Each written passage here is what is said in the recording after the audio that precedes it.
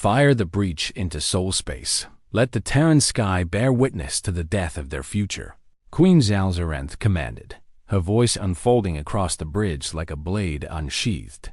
And with that single utterance, the horizon outside, her command throne, fractured into a cascade of artificial wormholes, each one yawning open to hurl a piece of her vengeance into the void between stars.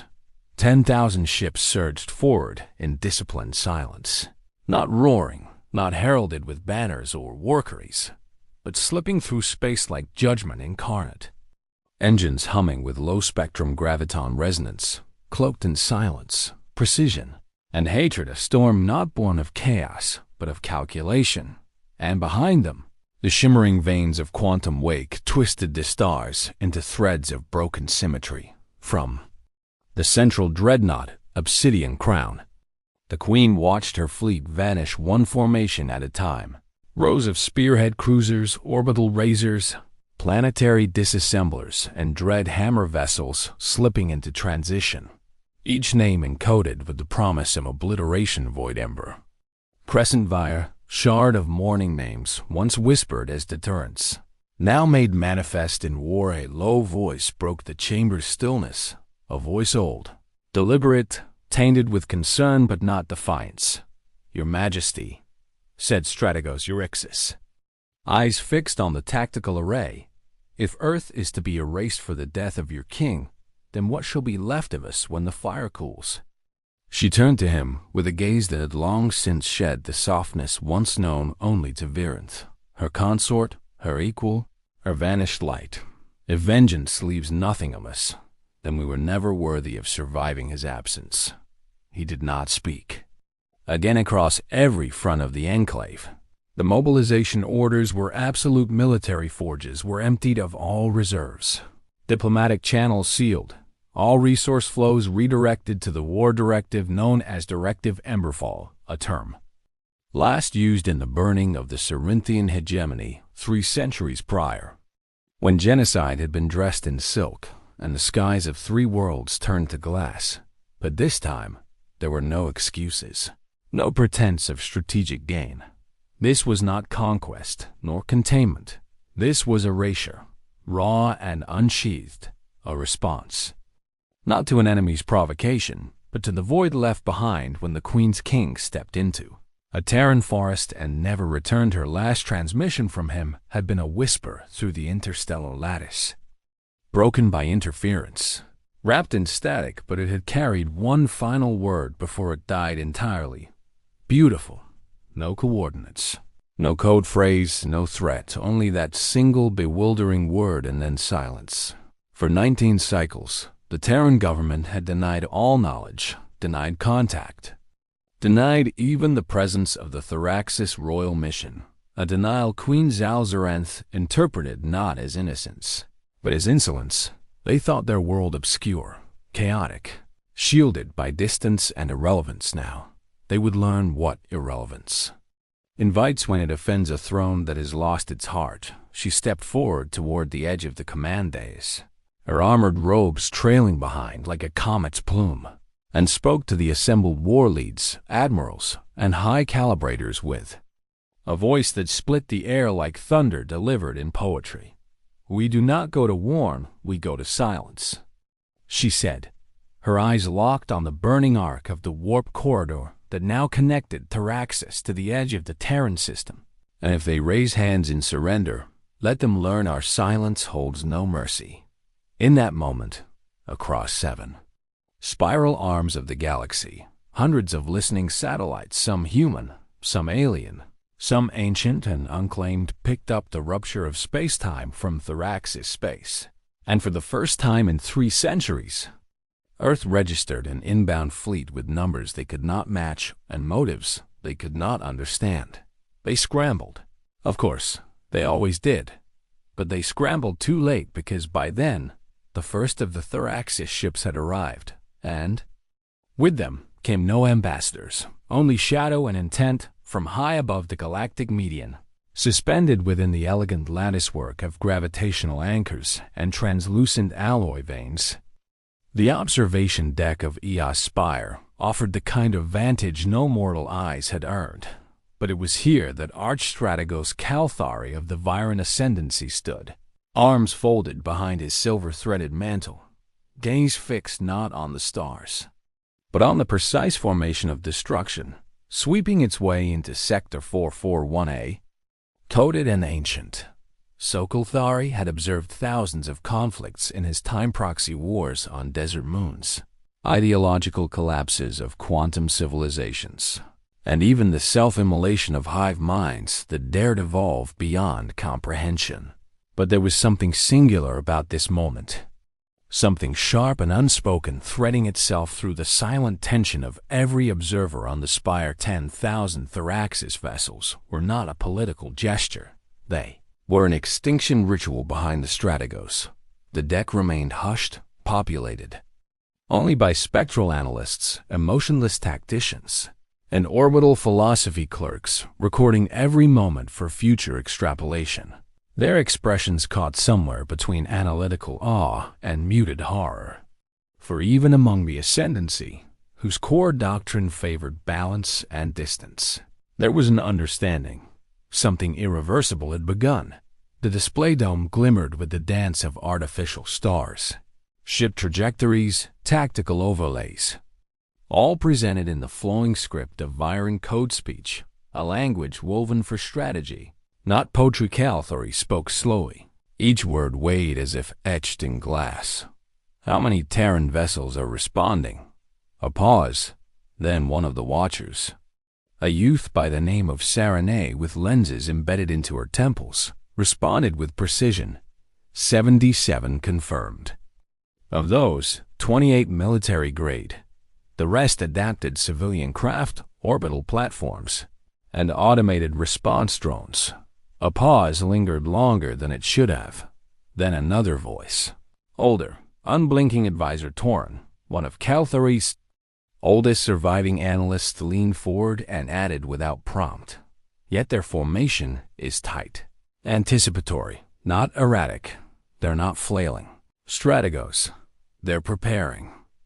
Calthari narrowed his gaze as he approached the center of the chamber, where the simulation globe displayed the converging fleets, Tharaxis in obsidian arcs and the Terrans in scattered but deliberate constellations of metal and defiance. He did not smile, nor frown, but his fingers traced the air above the globe and expanded a subsection Earth's orbital layer, littered with ancient satellites, debris, obsolete beacons, and defense platforms from decades prior.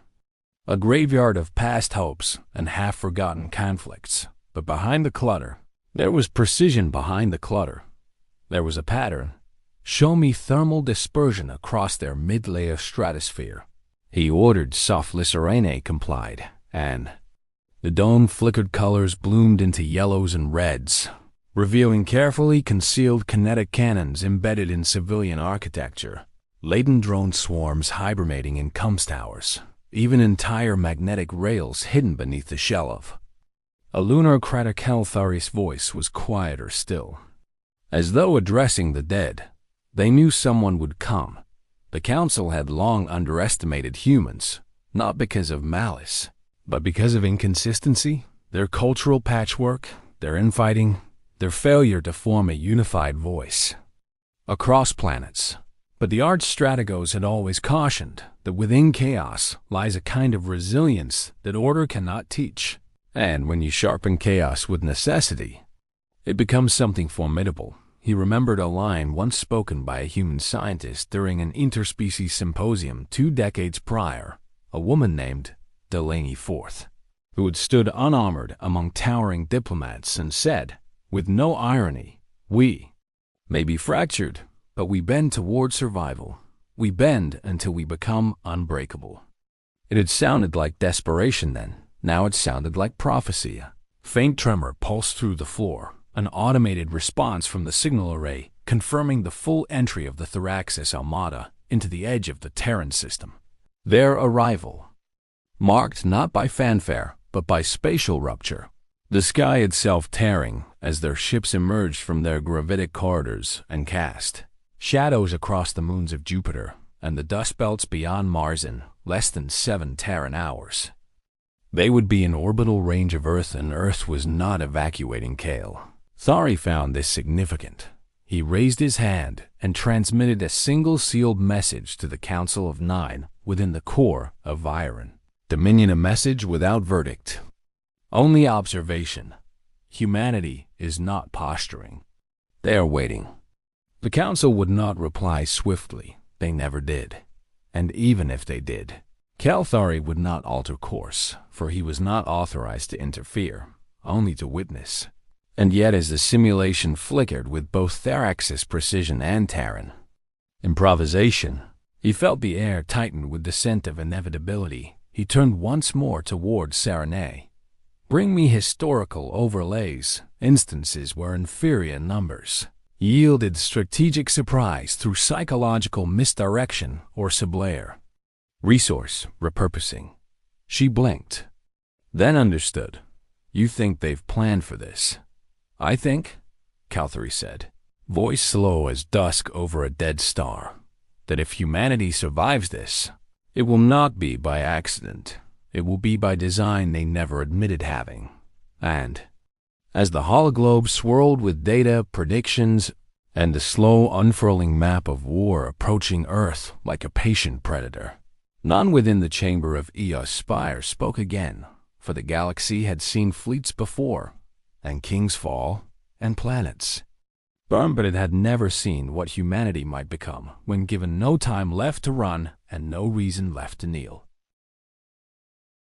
The first exchange was not preceded by threat nor warning, not even the usual encrypted pings that mark a belligerent's posturing before engagement.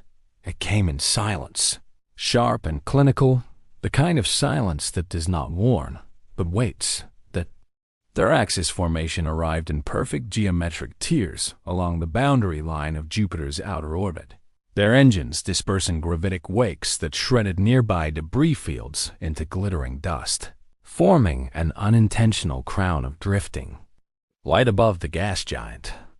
A spectacle of divine terror and motion. Each ship was a cathedral of war, black-veined, crystal hulls gleaming with anti-spectral plating, their weapon systems humming with enough energy to core a planet from pole to mantle, positioned in concentric arcs with the obsidian crown at the center, radiating authority and death in equal measure. Earth's response, when it came, was almost insulting in its minimalism. From behind the curvature of the moon, barely detectable until they moved, emerged the Terran contingent, a mere 77 vessels.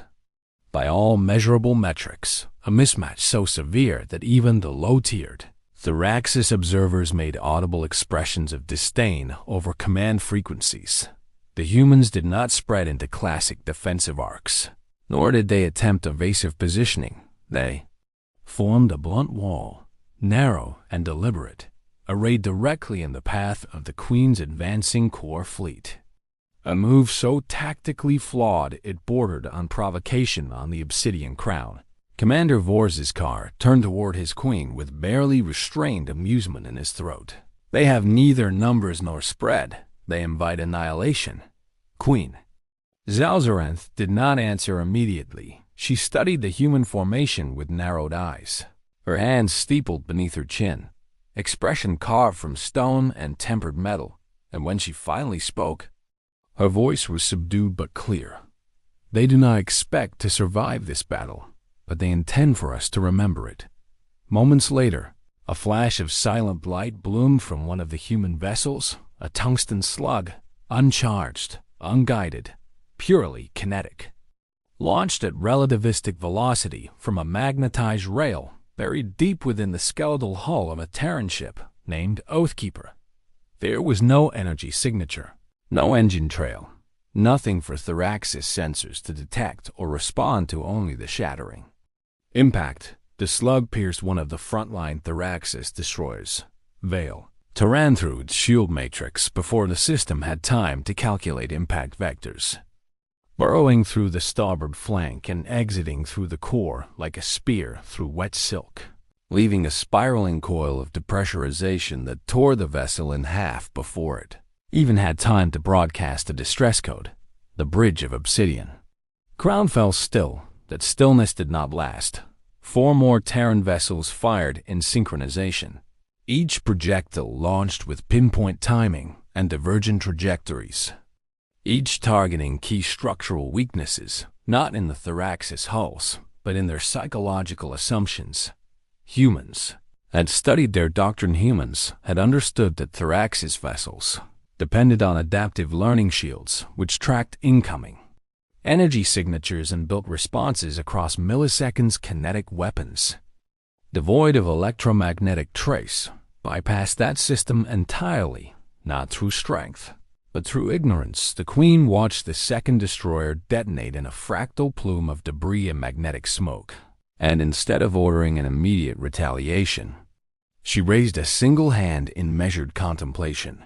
"Begin countermaneuvers," she said, calm and absolute. "Assume this is misdirection. They are not fools." And indeed, within moments, the remaining Terran vessels scattered deliberately, not in panic but in tactical segmentation, forming small wolf-pack configurations around magnetic eddies in orbit, using satellite shadows and debris fields for cover. Every movement slow and deliberate, as if designed to provoke not destruction, but curiosity. For a brief interval, the war paused, not from ceasefire, but from recalibration. The Queen stood from her throne, her tall figure silhouetted against the tactical projection of Earth's orbit and its strange choreography of defiance. And as she stared down at the data streams scrolling across the air, she spoke not to her officers, but as if to herself. "They are fewer, and yet they do not flee. They are weaker, and yet they do not yield." Commander Vorsiskar, ever the executioner, clenched his fists. "Shall we burn them out of their hiding like vermin?" The Queen shook her head. "No, let them move again. Let them show us their hand." And so it was that the first engagement did not end in bloodshed, but in revelation. And across the distant stars of Eos Spire, Kelthari recorded it all with rising precision and growing unease. For he saw in that moment something more dangerous than technology or numbers. He saw strategy born of desperation, wielded by a people who no longer believed in luck, only in timing and sacrifice, and far beneath the orbital ballet on Earth itself.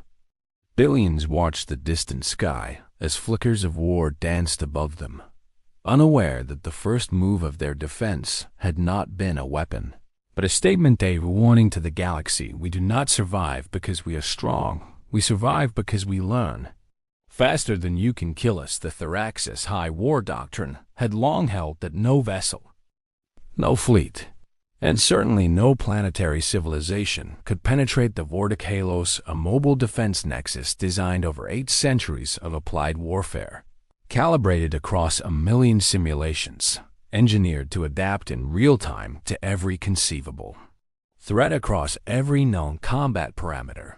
It floated now like an obsidian spider at the edge of Mars' gravitational influence, interlaced with hard light filaments, autonomous kill satellites, and rotating microsingularity mines. Its core, protected by a triple-layered lattice shield that responded to any breach attempt with violent reflective energy inversion, a technique feared across half the known spiral arms to the Tharaxis. The Halos were not just defensive. They were a reminder, a floating monument to supremacy made real through cold design, and yet it fell not with an explosion, not with a battle, but with a vanishing. It began when one of the Halo's outer monitoring relays, embedded within a stable polar orbit, transmitted a sudden null signal. No data, no error code, simply absence. Commander Vorsiskar dismissed it at first, attributing the silence to orbital debris or Terran signal jamming, until the second relay ceased transmission, and then a third, each system independently failing without external impact. Each disappearance not accompanied by sound or signal flare, but swallowed in totality. He ordered a full diagnostic sweep of the Vortic lattice. They found nothing, not a trace of weapon residue, not a flicker of thermal variance, not even spatial displacement, only a pattern of expanding silence. By the time they detected the presence of Terran interference, It was already too late. The lattice shields faltered not because of energy depletion, but because the humans had introduced an anomaly into the core's environmental simulation. Note a falsified gravimetric variance, mimicking a slow compression of internal mass density, forcing the Halo's automated systems to recalibrate for a catastrophe that wasn't happening.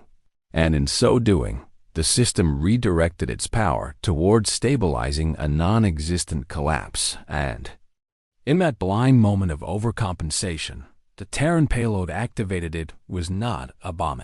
Was not even an attack in the traditional sense. It was a device the size of a briefcase, constructed from reprogrammed Tharaxis salvage and folded alloy sheets. Its function was simple: to force the system to question its own location.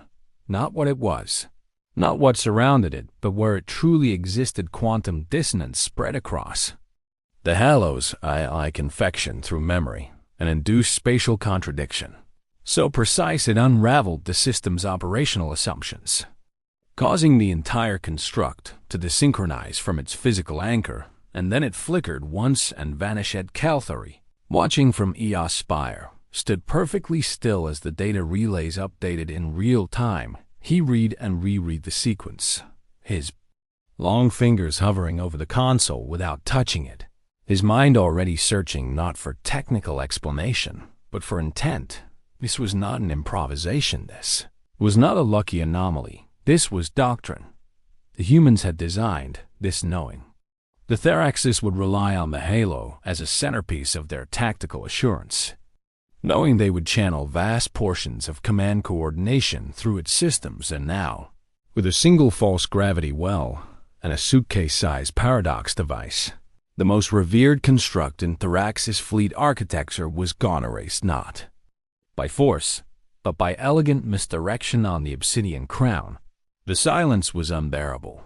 Even the crew, trained for death, indoctrinated to equate sacrifice with honor, shifted in their stations with visible discomfort. Voris Kar's jaw tightened. They do not fight like warriors. Queen Zalzarenth stepped forward from her dais, voice low and exacting. No, because they are not warriors, asterisk. She paused.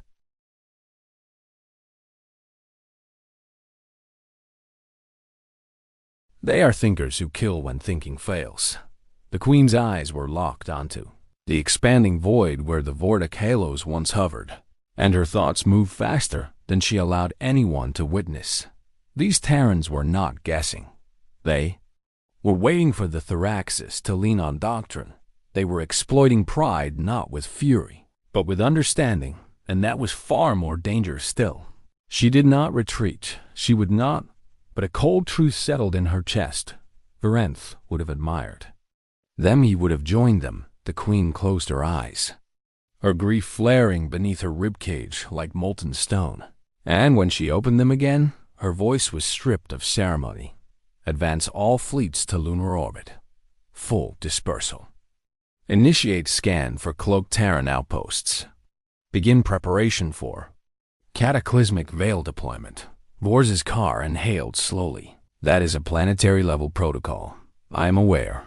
And your king, if he still lives, he chose his silence.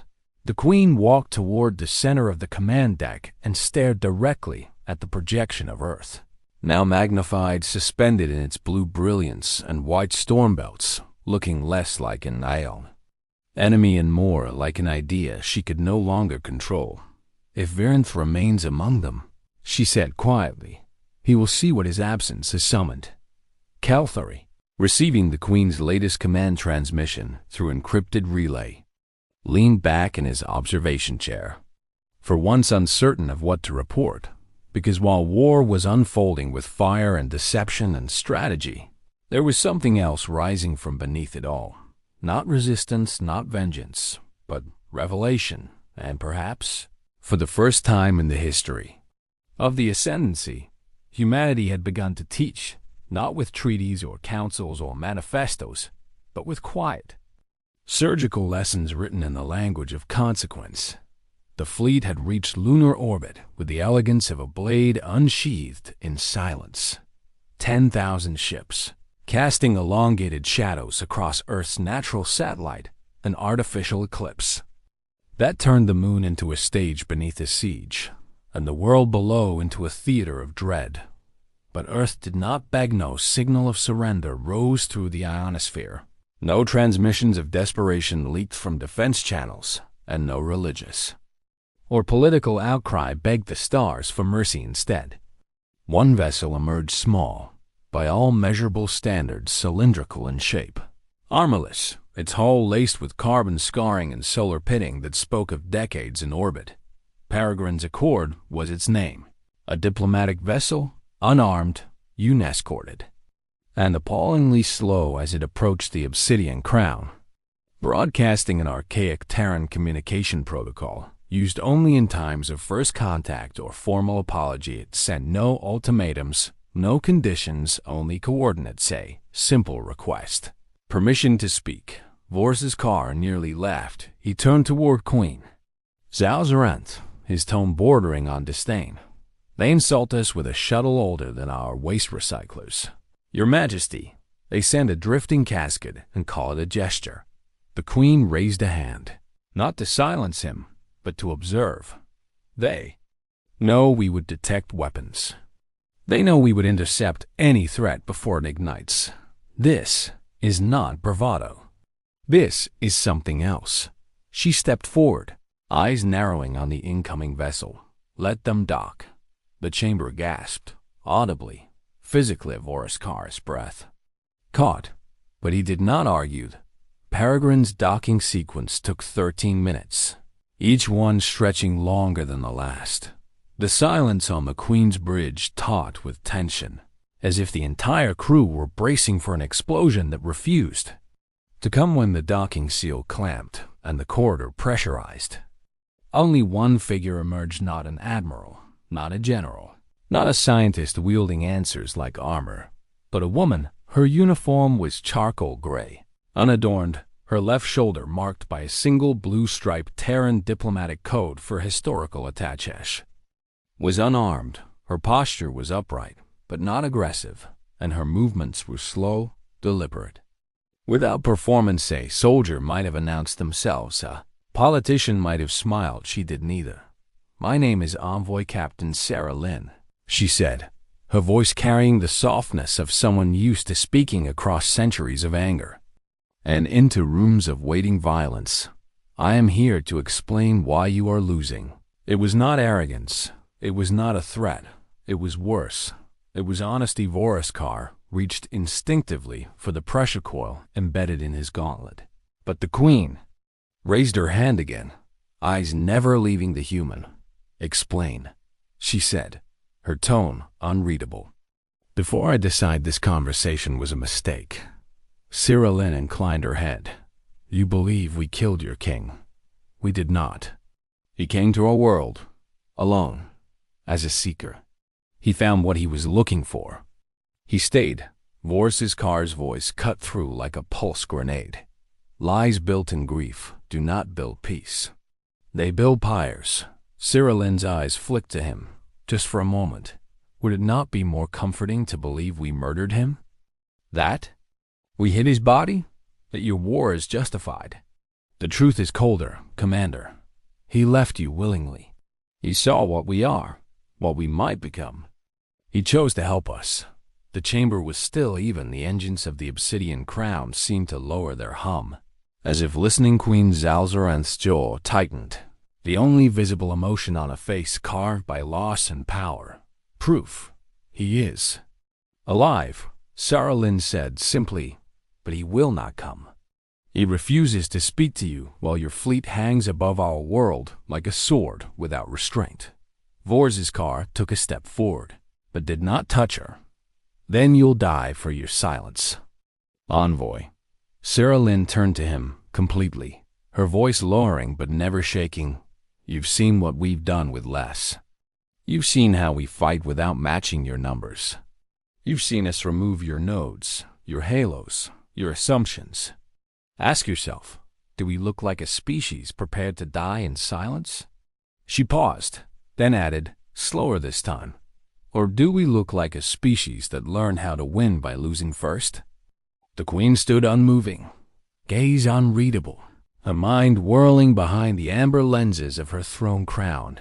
She could kill this envoy with a breath, vaporize the ship she came on, glass the surface of Earth in 7 layers of orbital fire before.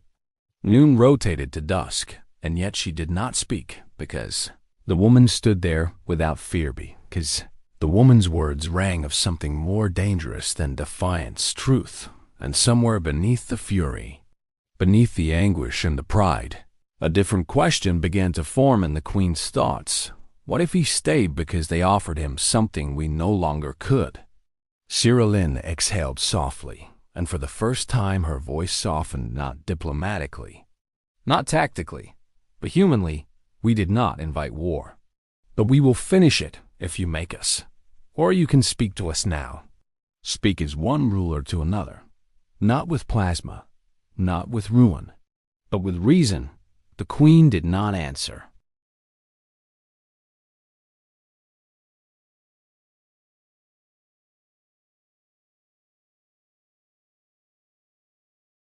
But the silence that followed was not rejection, it was the weight of everything unspoken beginning to shift, and behind her throne, Earth waited not with weapons raised, but with breath held, because for the first time since the first ship crossed the line of lunar orbit, humanity had sent not a threat, but a voice, and it had not cracked under pressure for 3 hours and 21 minutes. The obsidian crown remained in absolute stasis. No commands were issued. No weapons were armed. No Terran ship moved from its position near the moon's crust. And envoy Captain Sarah Lynn, still standing at the center of the Queen's command bridge, remained exactly where she had spoken last, silent, unguarded, her hands folded behind her back, her gaze steady, unwavering. It was not diplomacy that kept the bridge quiet. It was disbelief.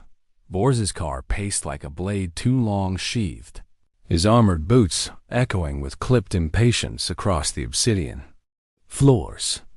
His sensors had already registered 3 full spectral scans from the lunar surface. Terran drone swarms had not advanced.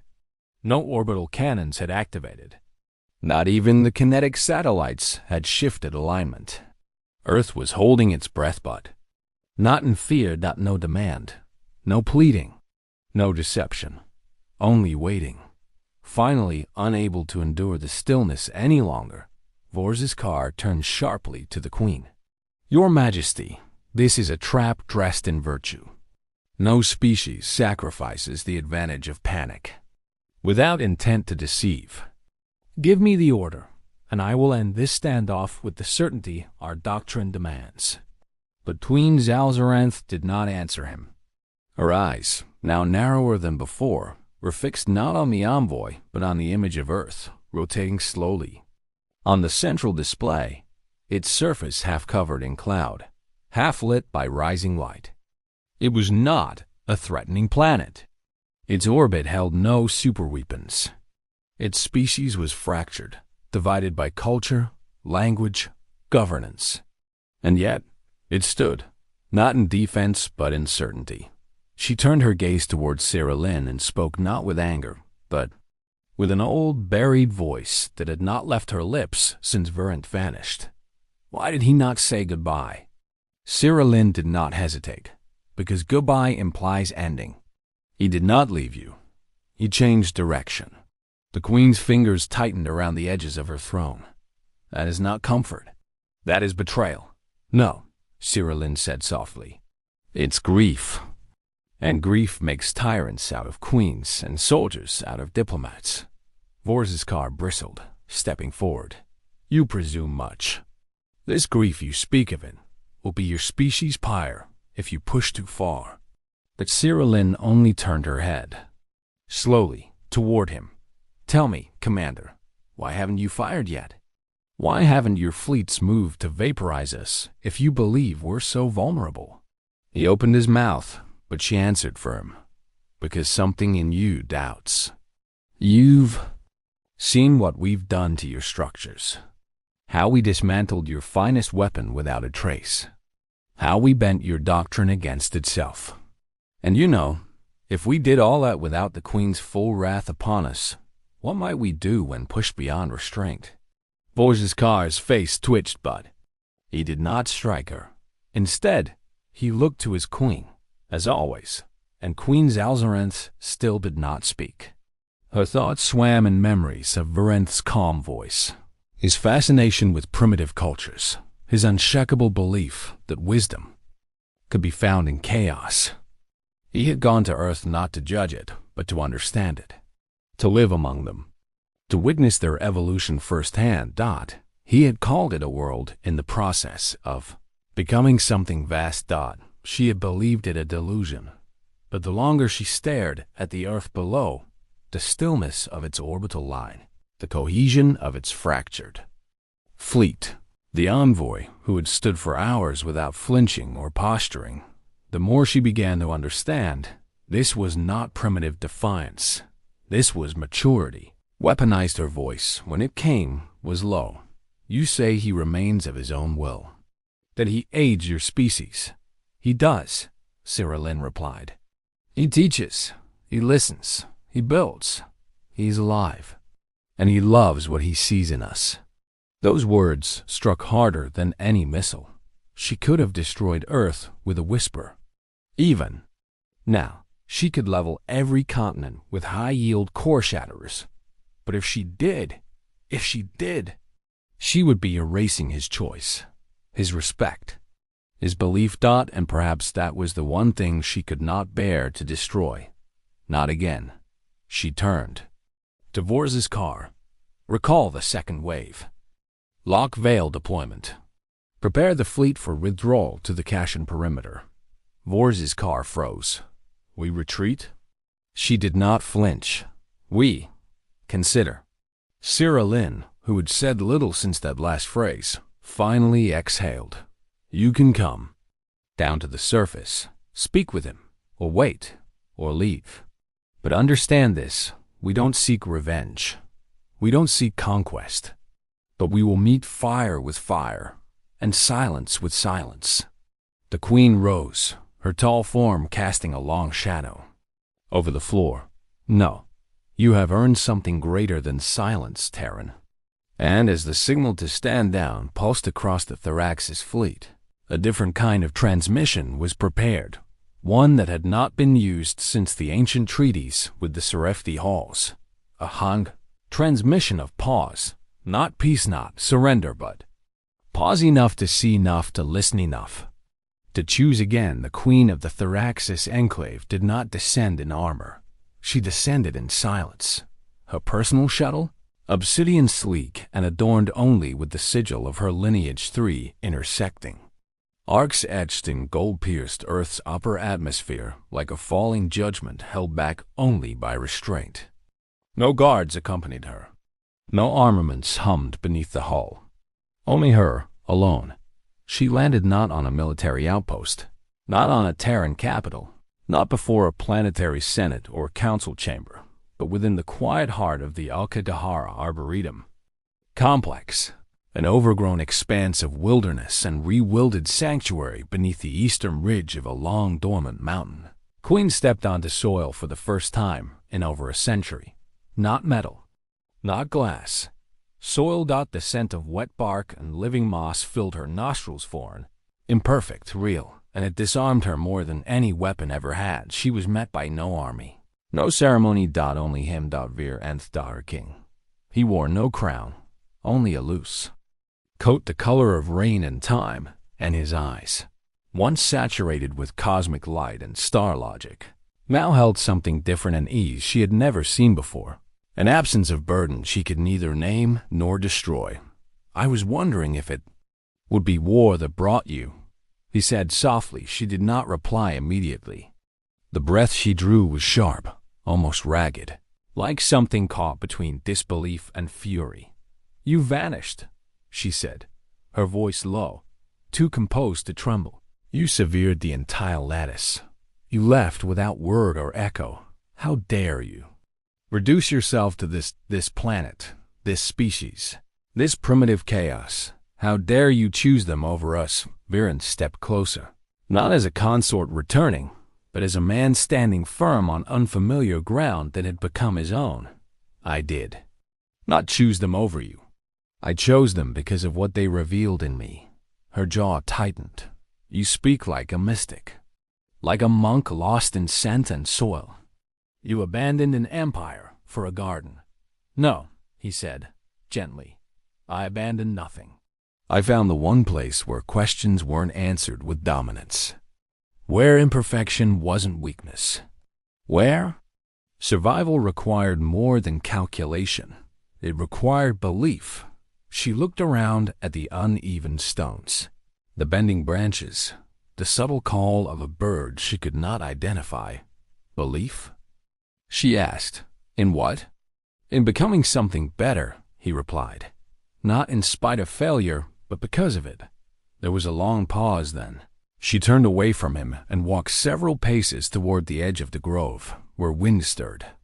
The long grass and the faint hum of a Terran drone echoed distantly overhead. The sky above was pale, clouded but not heavy, as if even the heavens were unsure of what the moment demanded. Do they know what they are? She asked, without facing him. No, he said, but they are learning. And that's what matters. Another. Silence passed, one that might have shattered in another time, in another place. I could still end it, she whispered, with a single command. Fire that peels continents, unmaking them atom by atom. They would never see the final light coming. Virenth stepped closer, his voice steady, unaccusing. And if you do, what part of you survives in the ashes? She turned, at last, her face in unreadable sculpture grief, love, confusion, anger all wrapped in a body built to rule and burn, not to be undone by sap and sky. Your queen mourned you. The Empire wept in silence, thinking you lost. They sharpened their swords in your name. I tore open the stars to find you. And this is where you've hidden. No, Virenth said, his eyes unflinching. This is where I remembered who I was before we forgot what power costs. She stared at him for a long time, and for the first time in the long, cold expanse of her reign, her voice broke. I came to destroy them, and now you see them, he replied, not as targets but as mirrors.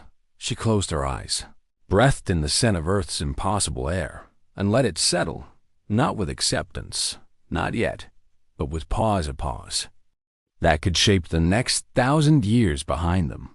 The Terran envoy stood quiet beneath the trees, above them. The Tharaxis fleet remained stationed like a blade held at the edge of a breath, awaiting the Queen's signal. It did not come, because in that garden unmappable, untamed, the Queen of 1,000 war victories stood before a species that refused to kneel, and found herself not victorious, but still not defeated, but no longer willing to kill what she finally, terribly, profoundly began to understand. Earth did not need to beg for mercy. It had offered her something far more. Dangers a reason to reconsider far above the Earth's atmosphere, beyond the moon's silver embrace. The obsidian crown hung motionless, a vast, slumbering monolith against the backdrop of starlight and cosmic silence. The fleet had not moved. Not a ship, not a gun, not a signal beam. Their posture was poised, not with intent to strike, but with the readiness to obey whatever final decision their monarch would deliver. Inside the upper tier of the war bridge, a different kind of battle was quietly unfolding. The high command of Tharaxis, the prime executors, the doctrine scribes, the strategos of outer rings, had gathered in encrypted council. Their neural threads linked across lightless corridors of thought, casting projections into the chamber's heart like carved fire, and they were not pleased. She has broken from directive Emberfall. His high executor Rolmoth, his spectral image flaring red with embedded fury. The Vortic halos were lost, the veil was readied, the blood rites spoken, and now she walks in gardens. Another voice, calm but edged in steel, followed. Earth remains vulnerable. Their fleet holds. They do not retreat, but they do not press. This is not balance. "This is exposure," murmured the seer tactician Vel Aerith. "If we wait longer, we show them hesitation. Hesitation invites defiance." And yet one voice older, slower and infinitely more deliberate, rose through the others with a gravity that silenced the static around it. "She is not hesitating," said High Strategos Calvor, who had once shaped the planetary collapse of Threndoth without speaking. Above a whisper, "She is choosing." A pause. Then, disbelief. "She chooses them?" "She chooses what they represent," Calvor clarified. "And for the first time in 900 years, she is not choosing for the sake of fear, but of reflection. Reflection is for the defeated." "No," Calvor said quietly. "Reflection is for the powerful, before they become something worse." Silence fell over the channel, but it was not the silence of agreement. It was the silence of reckoning. At that same moment, the Queen stood alone in the diplomatic observation hall of the Obsidian Crown, facing the Earth through the wide crystal port of the forward array. Her reflection stared back at her, older than the one Virant had known, colder than the one her enemies feared. But something else now lingered beneath that polished mass conflict. She turned as the transmission from the Council finished rendering. Their final advisement locked in encrypted glyphs floating before her like cautious shadows.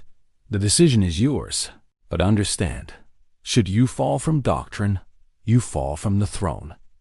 She did not blink. Instead, she pressed her hand to the command glyph and summoned her flagship communicator, linking directly, not to the Command Council, not to the fleet marshals, but to Sarah Lynn on Earth, waiting patiently at the landing site where the shuttle had first touched stone. The envoy answered without ceremony. "I'm listening," she said, voice calm, as if centuries were not turning on her reply. The Queen spoke evenly, every word edged with clarity and finality. "You will tell your governments the Tharaxis fleet will leave Terran space within one planetary cycle. We will not return. Not under war, not under peace. We will not interfere in your evolution." Sarah Lynn's lips parted slightly, then closed. She said nothing, but the Queen added, and here her voice lowered into something colder, something ancient. "If ever the humans turn their progress toward imperial expansion, if they raise fleets to conquer, or bend lesser worlds to submission, we will return. And we will not speak first next time." Sarah Lynn inclined her head. "Then we understand each other." "No," the Queen said, stepping toward the crystalline window, her eyes drifting down to Earth once more. "You understand yourselves, and that is why you are dangerous." She terminated the connection. No flourish, no threat, no ceremony. She turned then to Vorse's car, who stood in the far shadow of the command deck, shoulders rigid, fists still, clenched with war that had nowhere to go. "You disagree," she said. He nodded once. "I do, but I will obey. That is why you command, and not rule." She issued the recall protocol herself. Fleet-wide transmission. No encryption. Her voice echoed across every ship, every deck, every officer's mind. "Tharaxis has seen Earth. It is not weak. It is not yet strong. It is possible. And possibility, uncontrolled, is not our enemy, but our mirror." Then, with a final pulse of confirmation, she gave the order, "Withdraw." And 10,000 ships turned as one, not in retreat, but in reorientation, back into the stars, back into silence, back to reckon with what they had seen, and what they had almost destroyed.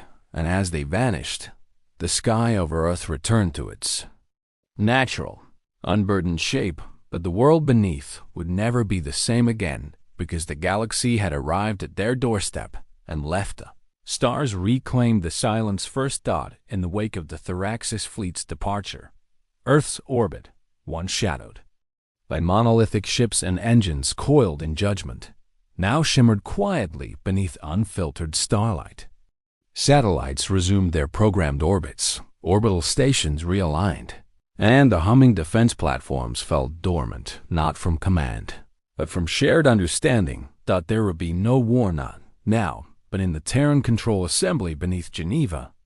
Deep in the subterranean strategic core, where emissaries from 6 continents and 37 orbital colonies convened under the ancient skylight dome.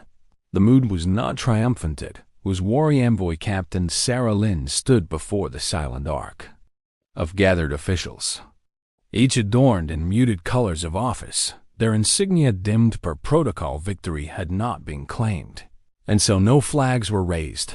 "I will speak plainly," she began, her voice steady but measured, because anything less would betray the scale of what we survived. She paused only once, glancing briefly at the live holograph of Earth's upper orbit, empty now, quiet, but still etched with the memory of war that never came. "The Queen has withdrawn. The fleet is gone. Number." Demand was made. No reparations, no treaty. But their intent was clear. This was not surrender.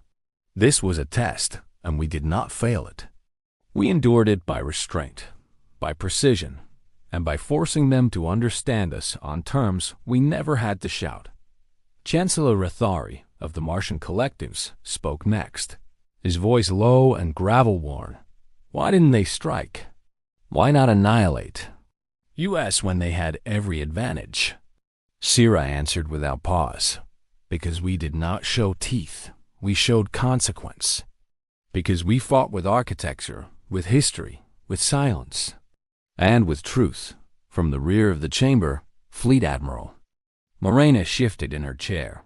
"We lost no cities, no populations, not a single capital ship. And yet I do not feel like we've won anything." "You shouldn't," Sira replied softly. "Victory implies dominance. What we gained is much more dangerous, which is their attention for several long seconds." No one spoke. It was President Liao of the Pacific Accord who broke the stillness. "Then we build, quietly, and without arrogance. Let the galaxy see something that isn't just strong, but worth enduring." From the ceiling, artificial daylight filtered through the dome, casting light on the dark insignia of the assembly floor, where a new plaque had already been etched beneath the Terran sealed. "W chose peace under shadow. We did not submit. We were seen across the ocean." Virenth stood once more within the garden at Aokigahara, his hands tucked behind him, watching the sunrise split the mist along the mountain's shoulder.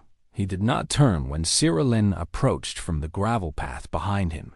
"They've begun formal reconstruction of the relay towers," she said, her voice lighter now, unburdened by the pressure of imminent annihilation. "And the Assembly has quietly assigned your name to the Orbital Diplomacy Protocol. I didn't vote on that, by the way." Virenth smiled faintly, still facing the distant horizon. "It was never my intent to become a symbol." "No," she said, "but you were willing to disappear for something greater than yourself. That counts. For something here." He turned at last, not with ceremony, but with stillness. "They are not finished growing. Not even close. There is still tribalism, corruption, and arrogance waiting in their future. And yet," she said, "when the galaxy came to end them, they stood." He nodded, and did not shout. A small breeze stirred the tall grass. Somewhere in the forest, a bird called, a sound untranslatable into the formal logic of Tharaxis dialects. But it mattered nonetheless because it was alive, and somewhere in the stars, the Queen sat in her private chamber aboard the obsidian crown, her throne dimmed, her gauntlets removed.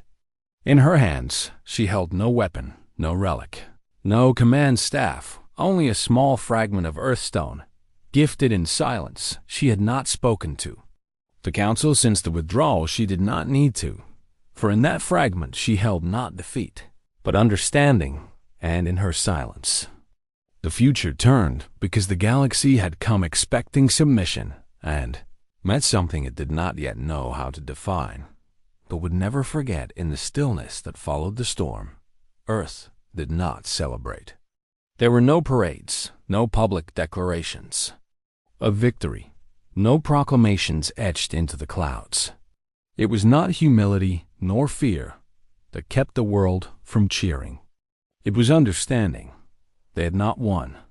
They had been witnessed, and that was far more dangerous thought at the edge of the solar system, where gravity loosens its hold and the stars begin to whisper in broader frequencies. A single Tharaxis observation vessel remained, a sanctioned outpost, left deliberately behind by the Queen's final edict. It bore no weapons. It transmitted no data home. Its mission was not to interfere. Its mission was to watch from within its sphere. Calthori, the archivist of Eos Spire, floated in meditative posture.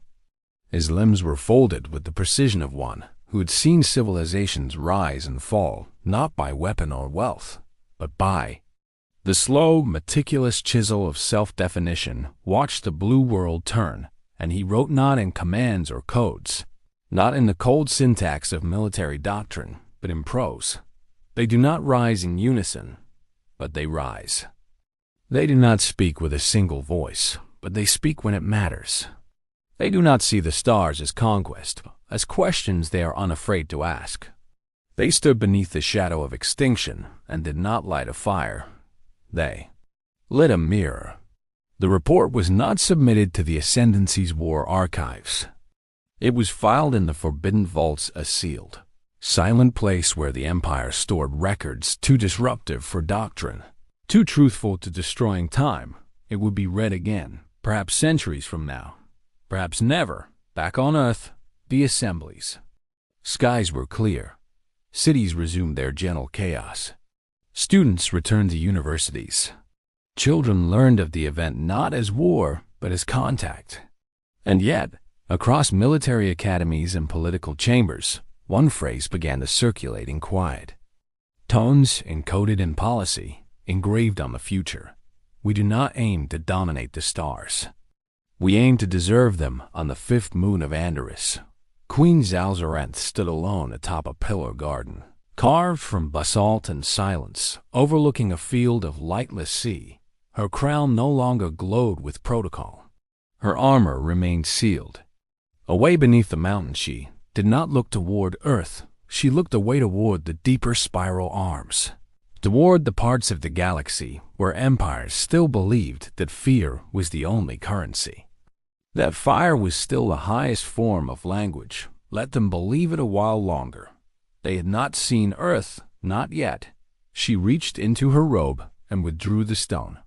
The Terran gift, unshaped, unprocessed, heavy with meaning and meaninglessness. She held it up to the alien sky, watching starlight break unevenly across its surface. Not perfection, she thought, but persistence, and that was a kind of power even the Ascendancy had forgotten far below, in a chamber built for council and not for war. Varanth sat quietly among Tharaxis' dissident scientists, thinkers, strategists, all of them weary of the old ways. They were not planning a rebellion.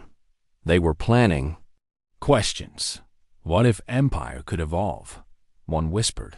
What if war was a phase? Asked another, and Varanth, once consort to the Queen of Fire and Crown, now simply replied, what if we were not the apex, but only a chapter? History would not record Earth's defense in terms of bloodshed. It would record it in terms of restraint, not for lack of strength, but for clarity of purpose and in the void, in the archives of 1,000 listening stations and the dreams of those who had once looked down on that fragile blue world. A new phrase began to echo softly at first, then louder: humanity. They did not win by domination. They won by being seen and still choosing not to strike. In the ever-expanding theater of stars, where empires burn like dying suns and civilizations rise with the inevitability of tides, there are few moments that echo beyond conquest, few that shift not just power, but perspective. The encounter between the Tharaxis Ascendancy and humanity was one such moment. A confrontation not of weapons alone, but of ideals humanity did not shatter its enemy with overwhelming force. It did not bend the Queen's will through fear. It stood still measured, knowing, disciplined, and in that stillness, it spoke louder than any fleet. It dismantled the expectations of a war-born empire not through defiance, but through the deliberate choice not to escalate. This was not the silence of submission. It was the silence of strategic restraint. The galaxy had long expected Earth to be primitive, impulsive, divided, and yet, when the blade hovered inches from their throat, humanity offered no trembling. It offered clarity. It revealed a strength shaped not by dominance, but by decision, a strength that said, "We are here. We understand the weight of the stars, and we do not fear them in a universe obsessed with power." Earth reminded all who watched, true power is not what you unleash when provoked, it's what you choose to hold back, and for that, they were remembered. Thank you for listening, Alien Chronicles. If you like the story, don't forget to subscribe our channel for more galactic saga. And please visit our channel to get new stories every day.